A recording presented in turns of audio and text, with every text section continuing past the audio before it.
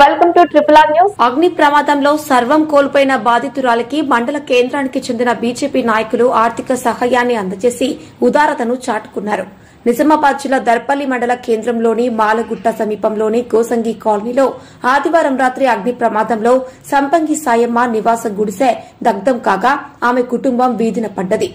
ఇట్టి సంఘటనను triple R news ఛానల్లో కథనాన్ని ప్రచారం చేసింది.